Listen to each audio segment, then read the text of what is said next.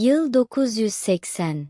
Orta Asya'nın kalbinde, Buhara yakınlarındaki küçük bir köyde, insanlığın kaderini değiştirecek bir çocuk dünyaya gözlerini açtı. Batı dünyasının Avicenna, Doğu'nun ise Şeyh el Reis. Yani liderlerin lideri olarak anacağı bu çocuk, İbn Sina'ydı. Avrupa'nın derin bir cehalet ve karanlık içinde boğulduğu o dönemde, Doğu toprağı bilimin, felsefenin ve tıbbın altın çağını yaşıyordu. Ancak İbn Sina'nın hikayesi sadece laboratuvarlarda, tozlu kütüphane raflarında geçen sakin bir yaşam değildi. O, kralların şifacısı, vezirlerin düşmanı, zindanların mahkumu ve hayatı boyunca şehirden şehre kaçmak zorunda kalan ebedi bir gezgindi. Peki, tek bir insan nasıl oldu da hem tıbba hem felsefeye yüzlerce yıl boyunca yön verebildi? Onu bu kadar durdurulamaz yapan sır neydi? Şimdi, tarihin en gizemli ve parlak zihnine, İbn Sina'nın büyüleyici dünyasına adım atıyoruz. İbn Sina, daha küçük bir çocukken etrafındaki herkesten farklı olduğunu kanıtlamıştı. Olağanüstü bir hafızaya sahipti. Henüz 10 yaşına bastığında, Kur'an-ı Kerim'i tamamen ezberlemiş. Dil, edebiyat ve din felsefesinde yetişkinleri hayran bırakan bir derinliğe ulaşmıştı. Ancak onun zihni bunlarla yetinmeyecek kadar büyüktü. Babası Abdullah, oğlundaki bu cevheri fark ederek dönemin en büyük bilginlerini eve davet etti. Hindistanlı bir matematikçiden Hint hesabını, ünlü bilgin Natili'den ise felsefe ve mantığı öğrendi. Genç İbn Sina o kadar hızlı öğreniyordu ki, kısa süre sonra öğretmenlerine ders vermeye, onların çözemediği karmaşık mantık problemlerini çözmeye başladı. 14 yaşına geldiğinde, felsefenin babası Aristoteles'in Metafizik kitabıyla karşılaştı. Kitabı tam 40 kez okudu. Kelimesi kelimesine ezberledi ama felsefi derinliğini bir türlü kavrayamadı. Çaresizlik içinde camiye gidip dua etti. İşte tam o günlerde, sokaktaki bir sahaftan 3 kuruşa aldığı Farabi'nin şerhi, zihnindeki tüm kapıları açtı. O gece İbn Sina, bilginin sınırlarını tamamen ortadan kaldıracağı o büyük yolculuğa tıp ilmiyle devam etmeye karar verdi. İbn Sina henüz 17 yaşındayken, tıp ilminin sadece teorisini değil, pratik sırlarını da çözmüştü. Onun için tıp, zor bir bilim değil, aksine insan bedeninin harmonisini anlama sanatıydı. Tam da o günlerde, Samani devletinin hükümdarı Nuh bin Mansur, çaresi bulunamayan ölümcül bir hastalığa yakalandı. Dönemin en yaşlı, en tecrübeli saray hekimleri hükümdarın yatağı başında çaresizce bekliyor. Hiçbir ilaç fayda etmiyordu. Saray çalkalanıyordu. İşte o an, genç bir tabibin adı fısıldandı kulaktan kulağa. İbn Sina saraya çağrıldı. Yaşlı bilginlerin küçümseyici bakışları altında hükümdarın odasına girdi. Nabzını tuttu. Gözlerine baktı ve hastalığı teşhis etti. Onun hazırladığı özel bitkisel karışımlar sayesinde, hükümdar günlerce süren ölüm uykusundan uyandı ve hızla iyileşti. Büyük bir zaferdi bu. Hükümdar, borcunu ödemek için genç dahiye altınlar, topraklar ve vezirlik teklif etti. Ancak İbn Sina'nın gözü zenginlikte değildi. O, dünyadaki tüm hazinelerden daha değerli bir şey istedi. Samani Sarayı'nın, kapıları sıradan insanlara kapalı olan devasa kraliyet kütüphanesine giriş izni. O kapı açıldığında, İbn Sina tarihin akışını değiştirecek bilgi okyanusuna ilk adımını atmıştı. Kraliyet kütüphanesinin kapıları arkasından kapanırken, İbn Sina sadece okumakla yetinmedi. O güne kadar doğru kabul edilen tüm antik tıp bilgisini sorgulamaya başladı. Gözlemleri devrim niteliğindeydi. Mikroskobun henüz icat edilmediği bir çağda, hastalıkların gözle görülmeyen küçük yaratıklar, yani mikroplar aracılığıyla su ve hava yoluyla bulaştığını tarihte ilk kez o ileri sürdü. Karantinayı buldu. Bulaşıcı hastalıkların yayılmasını önlemek için insanları 40 gün boyunca izole etme yöntemini geliştirdi.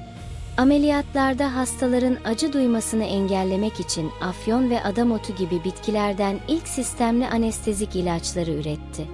Ruh sağlığı ile beden sağlığının ayrılmaz bir bütün olduğunu savundu. Akıl hastalarını zincirlere vurmak yerine müzikle, su sesiyle ve sevgiyle iyileştirdi. Tüm bu gözlemlerini, buluşlarını ve reçetelerini tek bir çatı altında topladı. El Kanun Fiti Tıp, yani tıbbın kanunu. Bu devasa eser, yazıldıktan sonra Avrupa'daki üniversitelerde tam 600 yıl boyunca temel ders kitabı olarak okutuldu. O Batı dünyasına tıbbı öğreten adamdı. Ancak bilginin zirvesine tırmandığı bu anlarda, kader onun için çok daha karanlık bir sayfa açmak üzereydi. Hiçbir büyük başarı cezasız kalmazdı. İbn Sina için de öyle oldu. Samani Devleti yıkıldığında, onun huzurlu bilim günleri aniden son buldu. Dönemin en güçlü ve acımasız hükümdarı Gazneli Mahmud, İbn Sina'yı kendi sarayına çağırdı. Ancak bu davet bir onur değil, özgürlüğün kısıtlanması demekti. İbn Sina, bilimin emirle yapılamayacağını savunarak bu daveti reddetti ve gecenin karanlığında Harizm'e kaçtı. Bu, onun yıllar sürecek olan tehlikeli sürgün hayatının başlangıcıydı. Şehir şehir geziyor. Peşindeki casuslardan kaçarken bir yandan da at sırtında kitaplarını yazmaya devam ediyordu. Bir dönem Hamedan'da vezirliğe kadar yükseldi ama saray entrikaları peşini bırakmadı. Ordu ayaklandı, evi yağmalandı ve İbn Sina, karanlık, rutubetli bir kalenin zindanına mahkum edildi. Dört duvar arasında, zincire vurulmuş halde bile durmadı. Zihni özgürdü. En önemli felsefi eserlerinden biri olan Kitab-ı Şifa'nın, Şifa kitabı, büyük kısmını o zindanda kaleme aldı. En sonunda, sadık öğrencisi Cüzcani ile birlikte sufu kılığına girerek, derviş elbiseleri altında zindandan ve şehirden kaçmayı başardı. Ölümün gölgesi her an üzerindeydi ama o, bilgiyi yaymaktan asla vazgeçmiyordu. Tarih sayfaları İbn Sina'yı hep büyük kitapları, formülleri ve felsefi tartışmalarıyla yazar. Peki ya onun insani yönü? Sürekli bir şehirden diğerine kaçan, hayatı zindanlar ve saraylar arasında mekik dokuyarak geçen bir adamın yuva kurmaya vakti olmuş muydu? Resmi tarihi kayıtlar, İbn Sina'nın hiçbir zaman geleneksel anlamda, uzun ömürlü ve düzenli bir evlilik yapmadığını gösteriyor. Onun en büyük aşkı ve sadık eşi, bilginin ta kendisiydi. Bazı kaynaklar, Hamedan'da vezirlik yaptığı dönemde, siyasi ilişkileri güçlendirmek adına kısa süreli bir evlilik yaptığından bahsetse de, ardında ne bilinen bir eş ne de soyunu devam ettirecek çocuklar bıraktı. O ömrünü yalnız bir deha olarak geçirmeyi seçti. Çocukları yoktu ama onun yetiştirdiği öğrenciler ve dünyaya bıraktığı binlerce sayfalık tıp mirası, onun manevi evlatlar oldu. Hayatını insanlığı iyileştirmeye adayan bu adam, kendi hayatında hep yalnızlığın ve ebedi bir arayışın izini sürdü. Yıl 1037. Ömrü boyunca binlerce hastayı ölümün kıyısından çekip alan, hükümdarlara şifa dağıtan büyük usta, bu kez kendi bedeniyle amansız bir savaşa girişmişti. Şiddetli bir kulunç hastalığına yakalanmıştı. Kendi hazırladığı ilaçlarla kendini tedavi etmeye çalışsa da, bitmek bilmeyen sürgünler, zindanlar ve sabahlara kadar süren çalışmalar, onun yorgun bedenini tamamen tüketmişti. Son günlerinde, Hamedan yolculuğu sırasında durumunun ümitsiz olduğunu anladı. İlaç yapmayı bıraktı. Tüm mal varlığını yoksullara bağışladı.